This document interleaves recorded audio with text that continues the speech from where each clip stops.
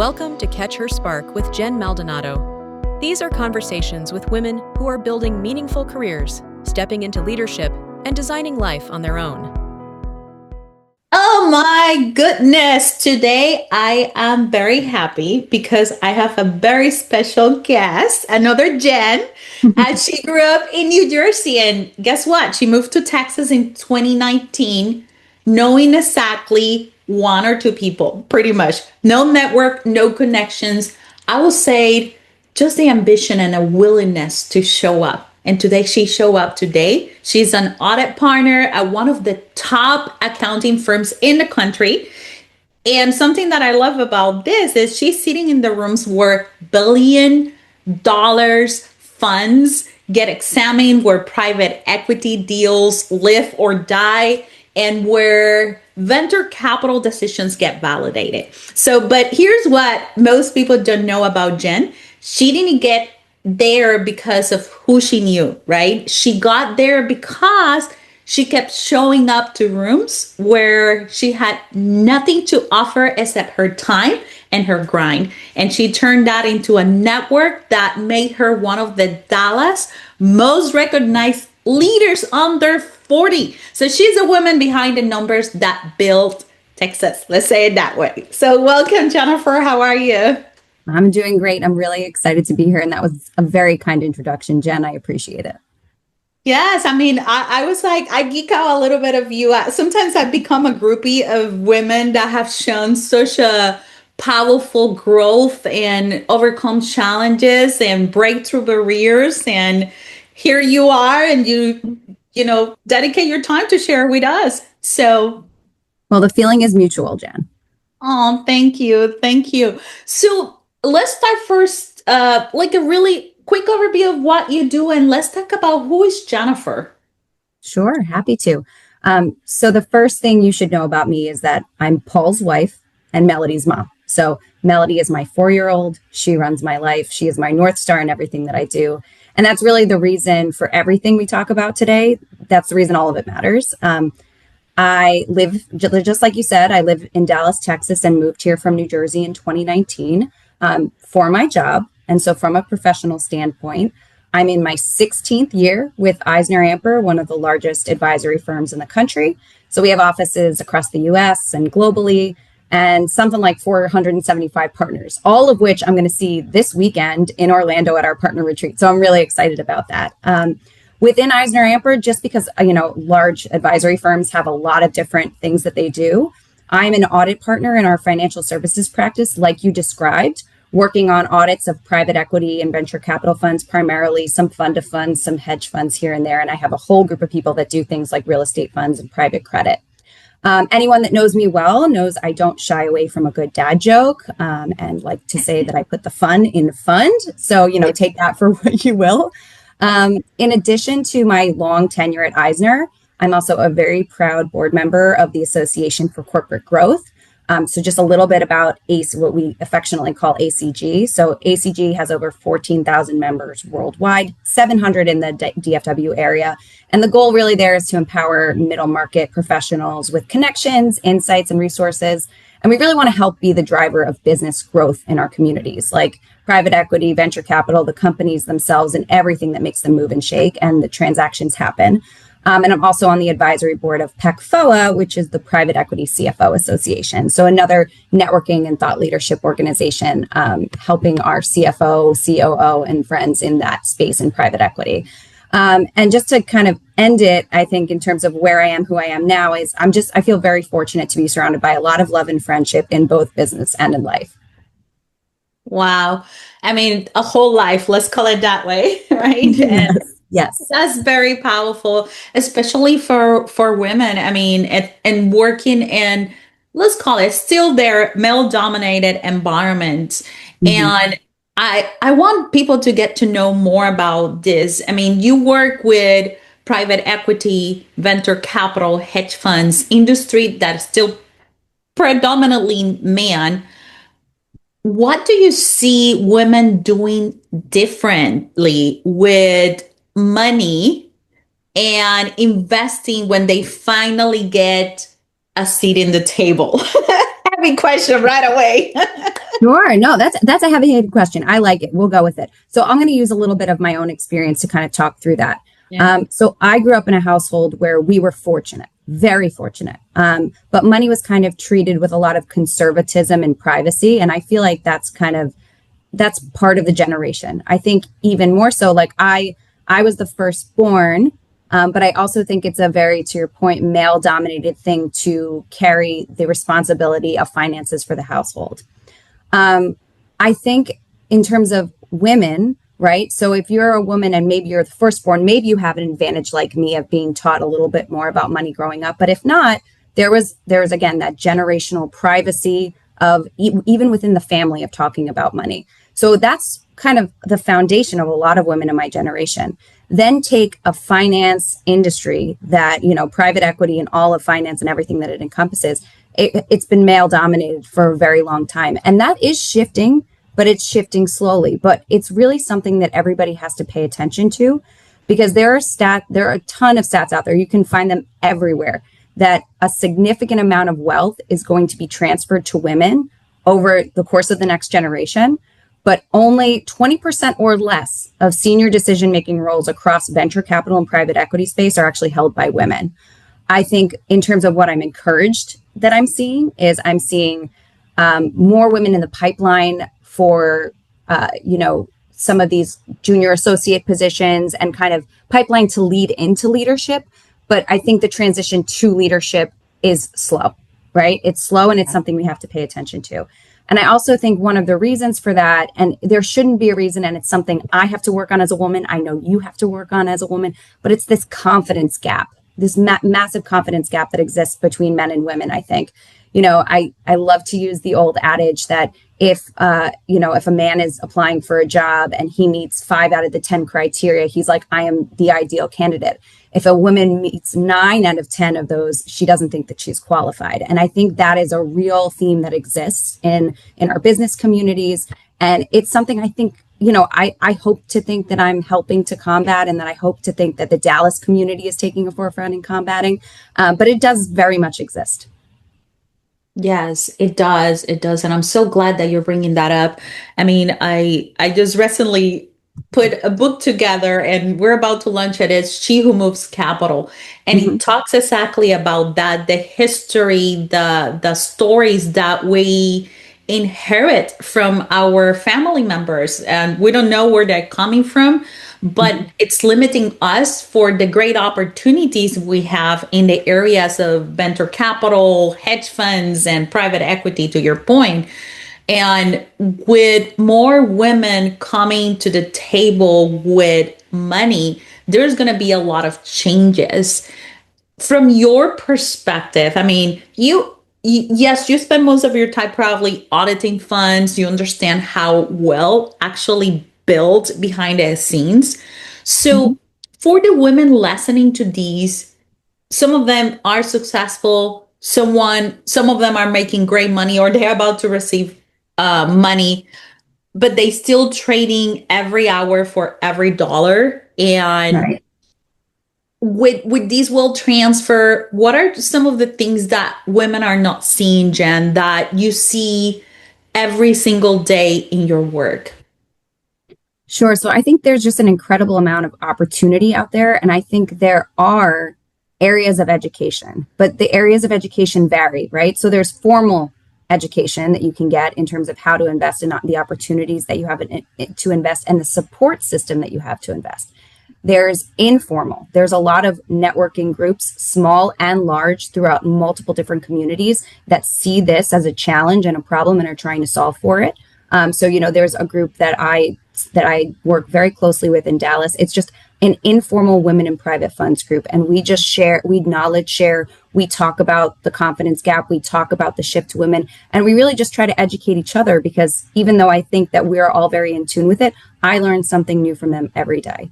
I think women need to have confidence, and I think they also need to understand that you have to kind of be a student every single day. And times are volatile.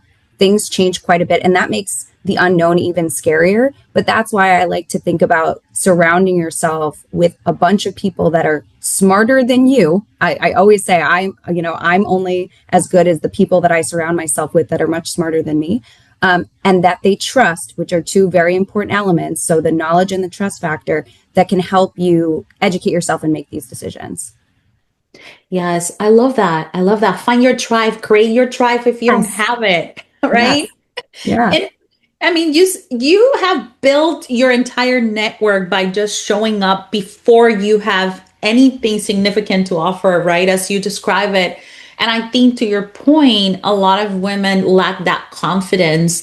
And it takes patience. There's a special kind of patience, right? To understand it's gonna work out. But what will be the advice for you for those women that maybe don't dare to step in? To your point, maybe they're looking at these 10 checklists and it's like, oh, I don't qualify that. And they limit themselves and they don't surround themselves with women that can help them elevate it. Yeah. So I think first is don't be afraid to be uniquely you. I think some of the things that I thought would not necessarily resonate in the business community, and I'm going to say them, and I'm going to embarrass myself here, but the fact that I wear adult jellies as my primary shoe source, the fact that I love doing karaoke, and that just it's silly and it's vulnerable and it's fun. A lot of these things that I thought were kind of unimportant when I was going out to meet people and be taken seriously as a member of the community, they have actually enhanced a lot of the relationships that I have that drive really great business, that drive really great knowledge and create really great community and trust. So I think one, like you should have confidence in the things that are uniquely you, that you are proud of or that make you unique. So I think that's first and foremost. The second is it doesn't have to start with a big group, right? I think going into big group settings is intimidating for a lot of people. And it was intimidating for me, and honestly, sometimes still is, going to these really, really large conferences where there's a ton of people that you don't know is very intimidating. Make the world smaller for yourself. So bring one trusted friend and don't go it alone. You don't have to go it alone. Go to a small group of 10 instead of a group of 1,000 or 100 or anything that feels intimidating to you. There's all baby steps here. Practice. I think there's no problem with practicing. Practicing doesn't mean you're not genuine. It means that you want to get things across and your points across succinctly and that you want to be able to leave a good impression. I practice talking about myself, about what I do all the time. It is something that's constantly evolving. So I think don't be afraid to practice. Don't be shameful and say, oh, it looks so easy for everybody. Guess what? It is easy for no one. Everybody works hard every single day to present themselves to people in smaller, large group settings. So I think just break it down to the things that, again, make you uniquely you, will make you feel comfortable, and then practice the things that maybe you think need a little bit more. But ultimately, any kind of setting that you're going into, any impact that you want to have is going to come from what you do after that, right? So if you meet somebody once, if you make a great first impression and then you never talk to them again, or you never find any reason to call upon them, or then that interaction stops there. It doesn't create community. It doesn't bring people into your orbit. You have to work at these things. Every relationship requires work. And I found that particularly with myself when I moved from New Jersey to Dallas. You can't just show up once. You can't just show up twice. You have to show up for the group settings, and then you have to work on one-on-one relationships so you develop trust. Knowing nobody here and then having, being a very social person like I am, it was both personal and professional. For me to have any kind of feeling of comfort and safety and ability to do any good work in Texas, I needed to create these one-on-one connections, and it takes time. I think the last thing I would say is patience. It takes a lot of patience. It's not going to happen overnight. Yes. Yeah. Oh my God. So many drops of wisdom there, Jen. The expert on creating relationship. And, I think that you have tapped into two very important things. One is trust, especially in the venture capital in our line of work. I think that a lot of people confuse a lot the sales pitch. I need to sell something to you, convince you, and not build trust where we can really have a conversation that leads to clarity and alignment. And I think that what I have found very challenging, as I hear many people talking about working in the capital industry, is that, they get these sales training instead of conversation training. And oh, Jen, did we lost you? I'm still here. I'm still here. Okay. Okay. In accounting, you also have to deal all the time with technology problems. So here we are. That's everywhere. I know. That's the beauty of technology. Universal. Yes, just count on it. 5% of the time it's going to happen. Yeah. So I was like, oh, I want to ask her this. So I lost the line of thought. Oh, where I was going is, you have spent the time and patience building these relationships and building these trusts. What have you done different as Jen? I already know that you are genuine and this is me, right? People right away are magnetized by that. But what else does Jen do that other women can learn, as you mentioned, to practice in order to become the best version of yourself and show up to these important moments? Sure. I think it's equally important what you do and what you don't do, right? So I think you can't force something that's not going to happen. So I like to surround myself with people that I love to spend time with, that love to spend time with me, that we might not give to each other equally all the time because you can't, right? There's always that balance in the relationship. But overall, when you look at the whole, it's a positive balance to both of you, right? So I think know the people that are giving back to you to be able to give back to them, right? And I think another thing that I do, and this is in networking and in life, I try as much as I can. If I can be helpful, it's not about selling something. It's about how can I be helpful to what you're going through. It could be a personal thing. It could be a professional thing. I was just talking to a friend the other day that's looking to invest in a fund. And it's not that it's new for her, but she's like, can you, I talked to my Women in Private Funds group about looking at limited partnership agreements, just like what's in there, anything new, anything different that we might want to see. And so I'm just offering her some thoughts. She's sharing it with me. I'm offering her some thoughts. That's not going to decide necessarily whether she invests or doesn't invest, but in terms of the confidence factor, how confident is she that she has the education and the tools that she needs to feel confident in that investment? And so where I can create branches of that and where I can continue to pay forward the introductions, because I'm telling you, when I moved down here, again, one or two people, just like you said, that I knew. I had my husband who was great, but he didn't know anybody either. So I had to rely on a lot of people, like you mentioned, I had almost nothing to give. And they were making introductions all over the Metroplex for me.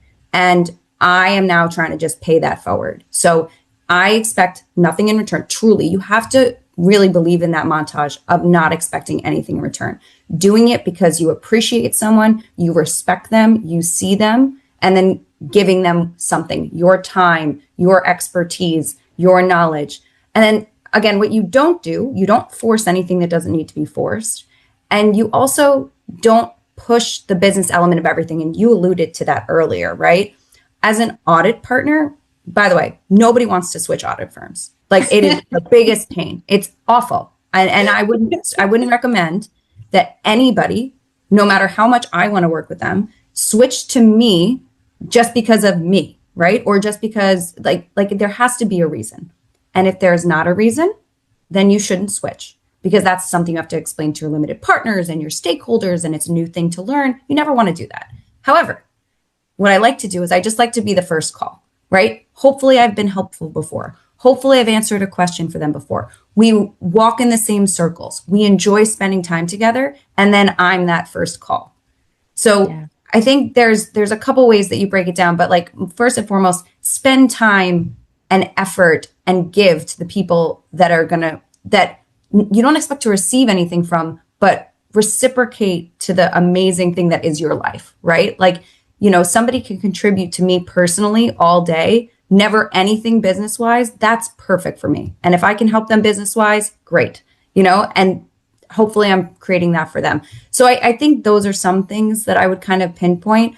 It all comes down to, and again, I know you already said it, it all comes down to being genuine and really, really wanting what's best for the other person, their world, and their community. Yes, yeah, and it works that way in every area, not only private capital. As you mentioned, it's building that trust, and the more that you serve, right? And we have great examples of what does being a servant leader means, right? We can Yeah, go from books, Bibles, whatever it is that people believe, right?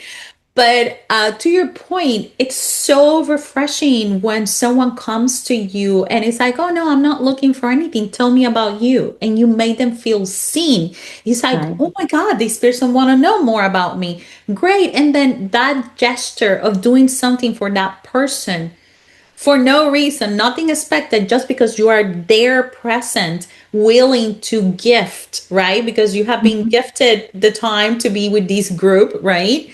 So I think that that creates amazing relationship, and personally that's my experience too. That's how you build trust and relationships and get to know people, and that's why I tend to be the first call when it comes to investing too. You know, the Right. diligence checklist. People that I got a friend of mine that pretty much he called me last week to talk about EB5. I don't have an idea, and I'm like, let me call a couple of people, and I just Right. connect him. And Right. he's one of my investors, yes, but it's always been the fact that I never asked for it. And yes, Mhm. I did, right? At some point when he expressed his desire and his needs, and I'm like, oh, we do this, right? Mhm. And that was really good. But there was a genuine desire to help him, Jen. And I Mhm. think I can see that too, align with that. Also, what you're doing here with the people that you're talking to, you're doing the same, like that's the same thing. I felt seen and heard. I know your other participants felt seen and heard when you reached out, when you learned about us. So I think that you're a great testament to what I was talking about. Yes, I mean, it's amazing. I think that a lot of women need to see other women doing the things they want to do, right? Regardless, venture capital, innovation, successful, balancing being a mom, being Right. a wife, being a friend, right? A daughter, Yes. whatever it is that they are, right? So I think that you have done such a great job, and that takes a lot of patient practice and leadership, Jen. Yeah. So tell us more about your style of leadership. I want to know more about Jen and give us an example how you use what you have learned through this journey, just to, show up and be present and be successful.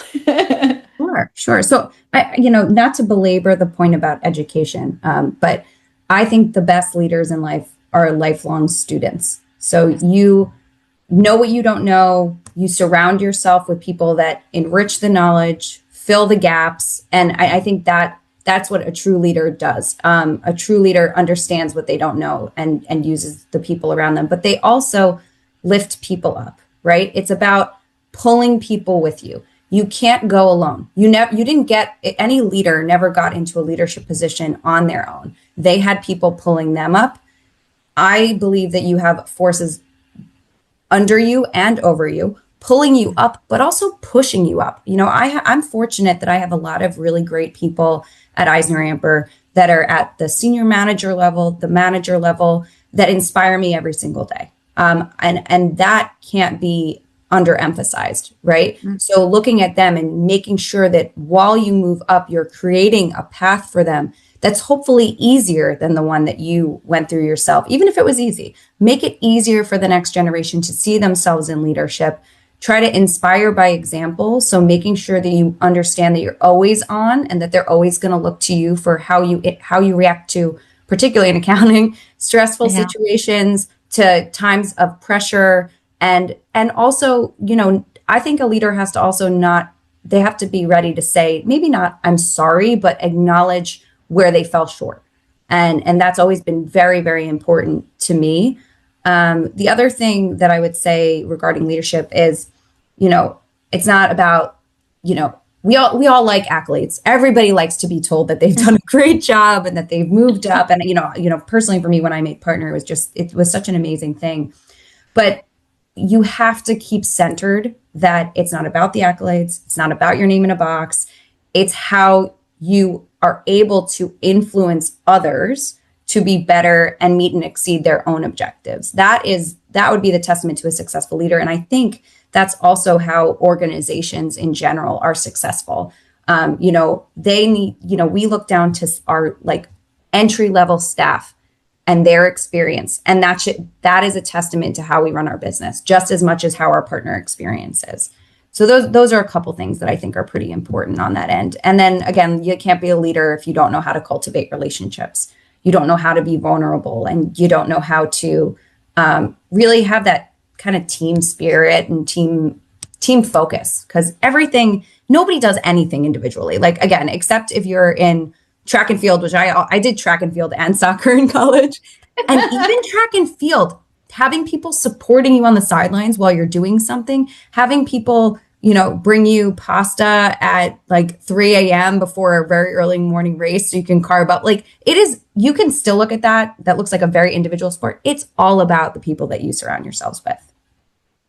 Yes. I mean, I always say that sports, it's such a great example of how a life journey goes, right? Yeah. And it just perfect. At least it happened to me too, as I was going through the journey of becoming a martial art person.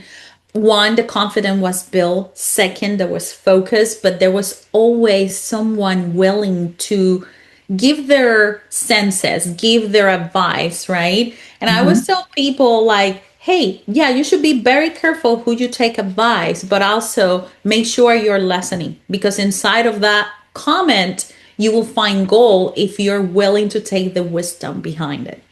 Right. And I think that sports give you that opportunity, and I find very valuable understanding that no one has become successful alone. Doesn't matter how much they call themselves self-millionaires, self-billionaires. Like, honey, no, because you even have someone that do your taxes. Right. Right. Agreed. Spoiler alert, as a CPA, I also don't do my own taxes. I'm an audit partner, right? Like I know, perfect example of knowing what I don't know. There are much smarter people than me that can do that. Hey, that's the brilliant answer, right? I always have this conversation with my guy because he's like, "Hey, how do you do this for taxes?" And I'm like, "Honey, I have never done my taxes, not even when they were simple. I don't have an idea. I understand the conversation, I understand the decisions, but I let the expert do what they do best." Exactly right. Exactly right. As you should. Awesome, awesome. So oh my God, I want to talk to you and ask you so many questions. So sad that our episode is so short. We have to bring you back somehow, some way. Oh, I'd love to come back. Thank you. Yes, for sure. We're going to find a way. We're going to find a way, and we're going to have like super awesome conversations, bring you to the audience. But I do have two questions for you, right?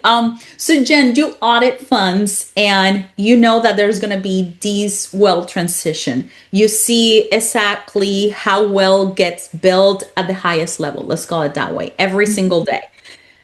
But I'm curious about you personally, because the women that I talk to, your level, brilliant, successful, respected, and at some point they start looking or asking different questions. And it's not about how do I make more money, but how do I make sure my money doesn't need me as much as my clients do. Right. Have you ever, or have you had that conversation with yourself yet? Yeah. So I'm constantly having that conversation with myself. I feel like it has been certainly an evolving process over the past couple of years. I don't claim to have had a diversified investment portfolio since I've been in my 20s. I have a situation where I've actually really had to learn from others and see these other rooms that people have been in. I've been fortunate enough to sit in rooms where people are making a lot of decision about their personal wealth and exactly what you honed in on, which is making the money work for themselves, focusing on other things, even bettering their communities outside of even the wealth aspect of it. And I'll be honest, I'm not there yet. I recently hired a wealth advisor to kind of help myself, my husband, who's actually very good at this stuff. He's good at a lot of different things, but really we want somebody to channel that effort for us, help outsource where we think we need the help, but also kind of tap into his brilliance in this area and some of the things that I've learned in those rooms with other people, and channel that. And I think, I was hard on myself initially about kind of where I was relative to where I wanted to be or relative to where I thought I should be. But I realize everybody's kind of on their own journey and in their own time. And I feel really optimistic about the future and finding the right decisions for me, and continued kind of using other people's brilliance to kind of help me be successful in that area. Yeah, I love that. I mean, part of being wealthy and leadership and adapting and flexibility is actually what you just said, figuring out what is your lane of brilliance, and then everything else, finding that person, that resource that are brilliant on those things. And to your point, I have a wealth advisor too. I specifically work in real estate areas, but other people work in other areas. And it's so great to have a tribe of people to go to and talk about these things, ask questions, or then become my advisor. So for sure. Yeah, I'm glad. And I think you hit a great point, Jen. There's a lot of women out there probably feeling overwhelmed, feeling regret because they did not start early preparing for the future. And what would be your advice for them? I think you shouldn't delay trying to do something now because you're regretting not starting earlier. I feel like that actually is a very real impact and something that's quite paralyzing, actually, when you look at your situation. And I think that's for any level of wealth, any level of income. It's just like starting is actually the hardest thing, even working out, right? Like us going on a run or like doing lifting weights, which I cannot do to save my life, but starting it is the hardest part of it.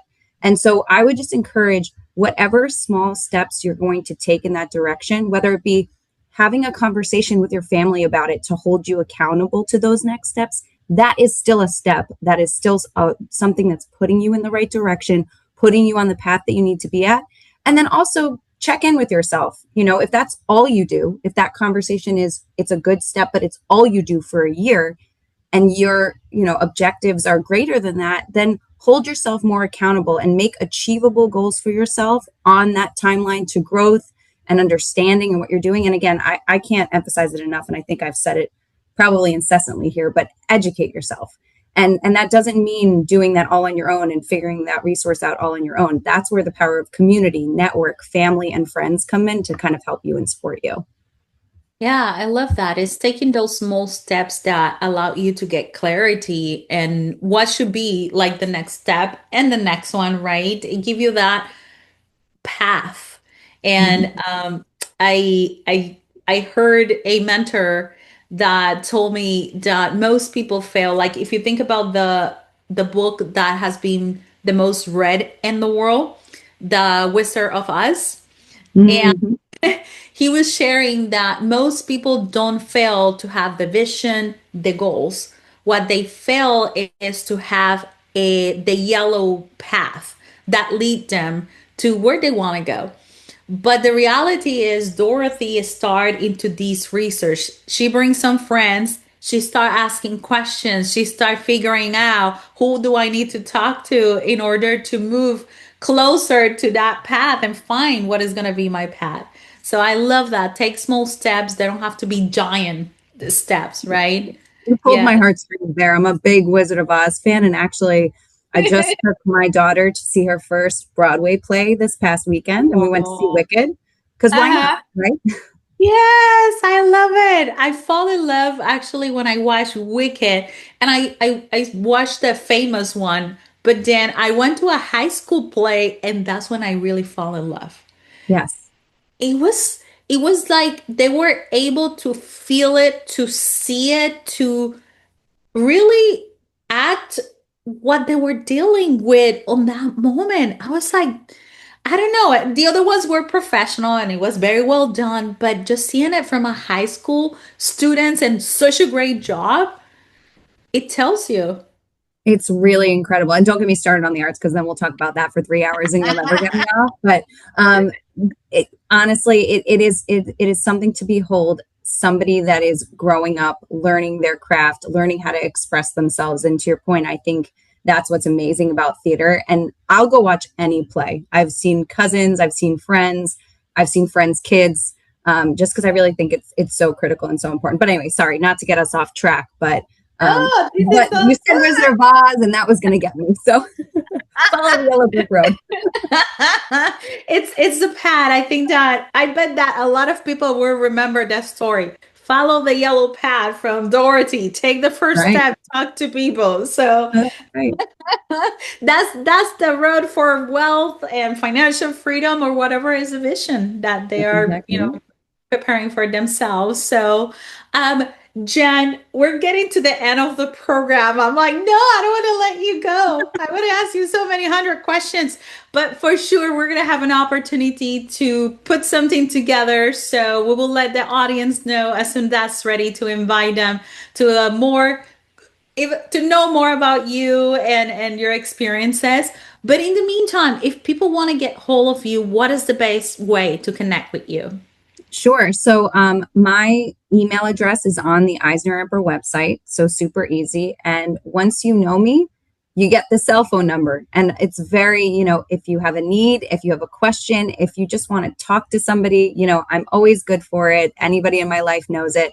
But yeah, those are the easiest. The easiest way is to find me on the website or through anything. Jen, I'm happy to give you my information to disseminate to your audience. But there's no question, big or small, and nothing that I won't respond to. So more than happy to for anybody in your audience. Oh my God. Thank you, Jen, for your generosity, for your heart, for sharing your story, and for being so authentic. And inspiring other women like they can do this. Thank you. When two Jens get together, it's going to be a good time, but I really appreciate you having me, and I love what you're doing, and I love how you're kind of advancing the world for women. So thank you. It's been an honor, and I appreciate it. You've been listening to Catch Her Spark with Jen Maldonado, where bold women lead the way. Ready to share your spark? Apply to be a guest at catchherspark.com/guest.